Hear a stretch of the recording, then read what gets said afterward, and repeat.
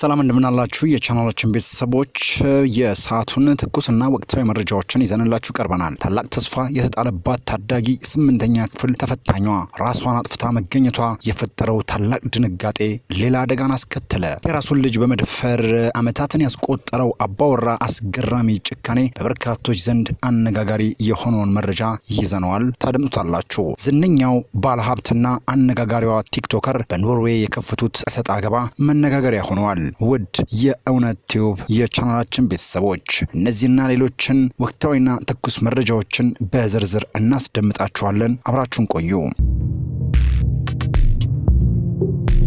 በቅድሚያ አሁናዊ ጥያቄ ስለሆነው ጉዳይ አለፈን። ቤቶች ልማት ስለ አከራይና ተከራይ አዲስ ነገር ይፋ አደረገ። አከራዮች በራሳቸው ፍላጎት ብቻ የቤት ክራይን መወሰን አይችሉም ሲል ወስኗል። የአከራይ ተከራይ ግንኙነት በቴክኖሎጂ ለማዘመንና በዘርፉ የሚታዩ አለመግባባቶችን በዘላቂነት ለመፍታት በተጀመረው የዲጂታል ምዝገባ ሂደት እስካሁን ወደ 500 ሺህ የሚጠጉ ቤቶች ወደ ሲስተሙ መግባታቸውን የአዲስ አበባ ከተማ ቤቶች ልማትና አስተዳደር ቢሮ ነው ያስታወቀው። የቢሮ ኃላፊ መቅደስ ወልደ ጊዮርጊስ ከኤምኤን ጋር ባደረጉት ቆይታ እንደገለጹት ይህ አዲስ አሰራር በቤት ክራይ ዋጋ ላይ ያለ አግባብና ያለ ምንም አይነት ምክንያታዊ መነሻ ይደረግ የነበረውን ያልተገባ ጭማሪ ሙሉ በሙሉ ያስቀረዋል ነው ያሉት። ወደ ዲጂታል ቋቱ የገቡት እነዚህ የክራይ ቤቶች በየትኛውም ክፍለ ከተማ፣ ወረዳ አልፎም ተርፎም በየትኛውም ብሎክ ላይ እንደሚገኙ ሙሉ መረጃዎች በግልጽ የሚታወቅበት ደረጃ ላይ ደርሰዋል። ይህም ተከራዮች ቤታቸውን ስለማከራየታቸው መረጃ የመደበቅ እድል እንዳይኖራቸው የሚያደርግ መሆኑን ኃላፊው አብራርተዋል። በአዲሱ አሰራር መሰረት አከራዮች በራሳቸው ፍላጎትና ተነሳሽነት ብቻ የቤት ክራይ ዋጋ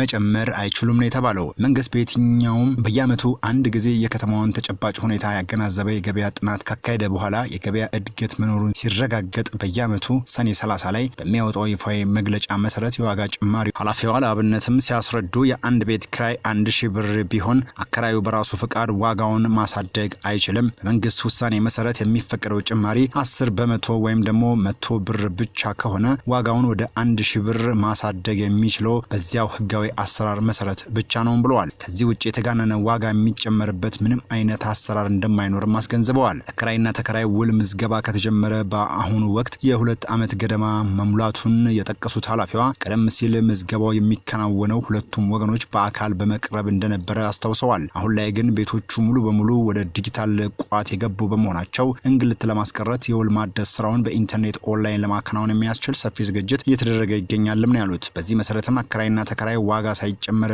ባለው የውል ስምምነት መቀጠል ከፈለጉ ውላቸውን በኦንላይን በቀላሉ ማደስ ይችላሉ። የውል ጊዜው በማብቃቱ ምክንያት ብቻ አከራዮች ተከራዩን አስወጥተው ሌላ ሰው ለማስገባት ቢሞክሩ እንኳን ዋጋ ጨምረው ማከራየት የማይችሉ በመሆኑ ተከራዮች የተጋነነ የዋጋ ጭማሪ ይደረግብኛል በሚል ስጋት ውስጥ ሊገቡ እንደማይገባ ኃላፊዋ ተናግረዋል። በአሁኑ ወቅት የገበያ ጥናት ስራው በንቃት እየተከናወነ እንደሚገኝና የመጨረሻ ውጤት እንደደረሰም ይፋዊ መመሪያዎች በተከታታይ ተግባራዊ መደረጋቸው እንደሚቀጥሉም ኃላፊዋ ገልጸዋል። ተከራዮች መብታቸውን በደንብ ሊያውቁና ሊጠቀሙበት እንደሚገባ ያሳሰቡት ወይዘሮዋ አከራዮች ዋጋ ጨምሩ ስላሏቸው ብቻ ያለምንም ህጋዊ መነሻ ክፍያ መጨመር እንደሌለባቸው አሳስበዋል። አብዛኞቹ ውሎች ጊዜያቸው የሚያበቃው ከሰኔ 30 በኋላ በመሆኑ በውሉ ስምምነት ውስጥ እያሉ ዋጋ መጨመር ፈጽሞ እንደማይፈቀድ አጽንኦት ሰጥተዋል። በአጠቃላይ በየ2 ዓመቱ የኪራይ ውልን በተገቢው መንገድ ማደስ ግዴታ ሲሆን አከራዮችም መብትና ግዴታቸውን ለይተው በማወቅ ህጋዊ አሰራሩን እንዲያከብሩ ጥሪ ቀርበዋል። መንግስት በአከራይና ተከራይ መካከል ያለውን ዘላቂ ችግር ለመቅረፍ የጀመረውን የአሰራርና የቴክኖሎጂ ማሻሻያ አጠናክሮ እንደሚቀጥልም ኃላፊዋ መግለጻቸውን አዲስ ሚዲያ ኔትወርክ ባወጣው ዘገባ ላይ አስፍሮታል። ወደ ሌላኛው ትኩረትን ወደ ሳበው አነጋጋሪ ጉዳይ አለፈን። የ14 ዓመት የእንጀራ ልጁን ለ10 ወራት በራሱ አልጋ ላይ ሲደፍር የቆየው ተከሳሽ በ15 ዓመት ጽኑ እስራት መቀጣቱ ተሰማ።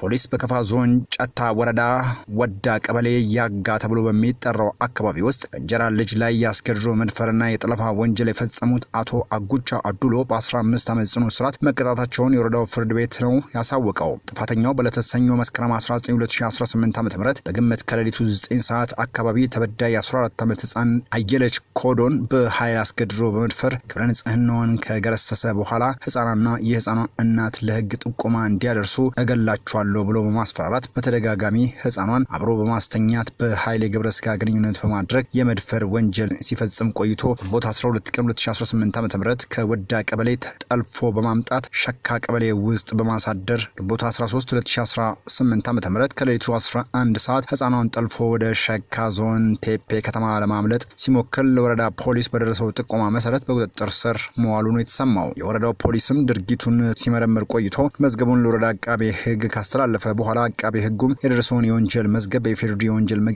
ህግ አንቀጽ 626 ንዑስ አንቀጽ 4 ንዑስ አንቀጽ ሀ 654 እና 590 ንዑስ አንቀጽ 2 እንዲሁም ንዑስ አንቀጽ ሰ ላይ መሰረት እንዲታይ ተደራራቢ ክስ ለፍርድ ቤት አቅርበዋል። ጉዳዩን ሲያከራክር የቆየው የጨታ ወረዳ ፍርድ ቤት የአቃቤ ህግን የሰውና የሰነድ ማስረጃዎችን በመስማት ከመዘነ በኋላ የወንጀል ክብደትና የድርጊቱን አፈጻጸም ህጉን መነሻ በማድረግ በአቃቤ ህጉ ክስ ላይ የተጠቀሰውን የህግ ድንጋጌዎችን በማሻሻል ተከሳሽ አቶ አጉቻ አዱሎን በኢፌዴሪ ወንጀል መቅጫ ህግ አንቀጽ 626 ንዑስ አንቀጽ 4 እና ንዑስ አንቀጽ ሀ እና 589 ንዑስ አንቀጽ 1 ስር እንዲከላከል ብይን ሰጥቶበታል። ተከሳሹ በተሰጠው ብይን መሰረት መከላከያ ማስረጃ እንዲያቀርብ ታዞ መከላከያ ማስረጃ የለኝም በማለቱ ምክንያትም ስላልተከላከለ ፍርድ ቤቱ በኢፌዴሪ ወንጀል መቅጫ ህግ አንቀጽ 626 4 ንዑስ አንቀጽ ሀ እና 589 ንዑስ አንቀጽ 1 ስር የጥፋተኝነት ፍርድን አስተላልፎበታል። ፍርድ ቤቱ የግራ ቀኝ ቅጣትን ማክበጃና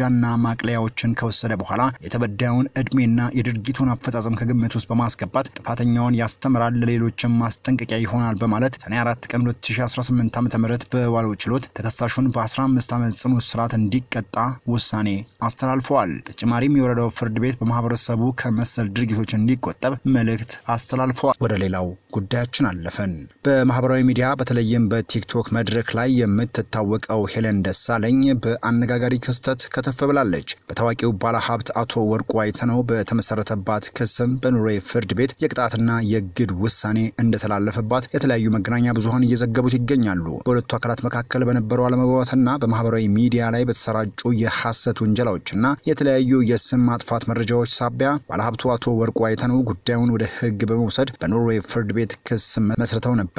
ፍርድ ቤቱም የቀረቡትን ማስረጃዎች መርምሮ በቲክቶከሯ ሄለን ደሳለኝ ላይ የገንዘብ ቅጣት ከማስተላለፍም በላይ ተጨማሪ መሰል ድርጊቶች እንዳትፈጽም ትዕዛዝ በማውጣት ፍርድ ቤቱ እግድ ጥሎባታል። ይህ ውሳኔ በማህበራዊ ሚዲያ መድረኮች ላይ የሚነገሩና የሚሰራጩ መረጃዎች ህጋዊ ጥያቄነትን እንደሚያስከትሉ ትልቅ ማስተማሪያ ሊሆን እንደሚችልም በበርካቶች ዘንድ አነጋጋሪ ሆኖ መቀጠሉን እኛም በወቅታዊ መረጃ አካተነው በዚህ መልኩ ወደ እናንተ አደረስን። ከጉዳዩ ጋር ተያይዞ የሚወጡ አዳዲስ ጉዳዮችን በቀጣይ የምንመለስበት ይሆናል። የስምንተኛ ክፍሏ ታዳጊ መክሊት ራሷን አጥፍታ መገኘቷ ከባድ ድንጋጤን ፈጠረ። በጎፋ ዞን የጋልማ ከተማ ተወላጅና ነዋሪ የሆነችው ብላቴኗ መክሊት ጥላሁን የስምንተኛ ክፍል ተማሪ እንደነበረች ይነገራል። የዘንድሮውን የሚኒስትሪ ፈተና ለመፈተንና ወደ ቀጣዩ የህይወት ምዕራፏም ለመሻገር ቀናትን እየተጠባበቀች እንደነበረም ቤተሰቦቿ ተናግረዋል። ነገር ግን ያሰበችውን ፈተና ሳትፈተን የህይወት ፈተና ቀደማት። መክሊት ገና ለጋ ህፃን ነበረች። ነገር ግን በወላጅ ቤተሰቦቿ መካከል የተፈጠረው አለመግባባትና ጠብ በአእምሮዋ ላይ የፈጠረው ጭንቀትና ከባድ ጫና ከአቅሟ በላይ እንደሆነባት ነው የተነገረው። በቤት ውስጥ በነበረው ውጥረት በመረበሽ ማንም ሳያውቅ በለጋ ዕድሜዋ ራሷ ላይ ጨካኝ ውሳኔ መወሰኗ አስደንግጧል። ውሳኔዋም ራሷን የሰዋችበት መንገድ ተሰቅላ ነበረ። ባለችበት በህይወት ተገኝታ ወደ ሕክምና ተቋም በአስቸኳይ ብትወሰድም በጽኑ ህሙማን ክፍል አይሲዩ ውስጥ ስትታገል ቆይታ በመጨረሻም ህይወቷ ሊተርፍ አልቻለም። የሕክምና ባለሙያዎች ሊታደጓት ቢሞክሩም መክሊትን ግን ዓለምን በቁጭት ተሰናበተች። ከቅርብ ጊዜ ወዲህ በየአካባቢው እንዲህ ያሉ በገዛ እጅ ህይወትን የማጥፋት አሰቃቂ ድርጊቶች እጅግ እየተበራከቱ መምጣታቸው ታውቋል። ይህ ጉዳይ ተራ የክፍል ዜና ወሬ ሳይሆን ማህበረሰቡ፣ ወላጆችና የሚመለከታቸው አካላት በአስቸኳይ ሊመክሩበትና ሊገቱት የሚገባ ትልቅ አደጋ መሆኑን ያሳያል። ልጆቻችንን አእምሮ እኛ ከምናስበው በላይ ስስ ነው። በቤታችን ውስጥ የምንፈጥረው አለመግባባት፣ ጭቅጭቅና ውጥረት በልጆቻችን ላይ የሚያሳድረው የስነ ልቦና ጠባሳ እንዲህ ያለ የከፋ ዋጋ ሊያስከፍል ይችላል። ለሟች መክሊት ጥላሁን ዘላለማዊ ረፍትን እየተመኘን ለቤተሰቦቻቸውም ለወዳጅ ዘመዶቻቸውና ለክፍል ጓደኞቿ በሙሉ ዝግጅት ክፍላችን መጽናናትን ይመኛል። የተከበራችሁና የተወደዳችሁ አድማጮቻችን ለሰዓቱ የያዝናቸው ትኩስና ወቅታዊ መረጃዎቻችን ያደመጣችኋቸውን ይመስሉ ነበረ። በሌሎች አዲስና ወቅታዊ መረጃዎች በድጋሚ እስክንገናኝ ድረስ ሰላም።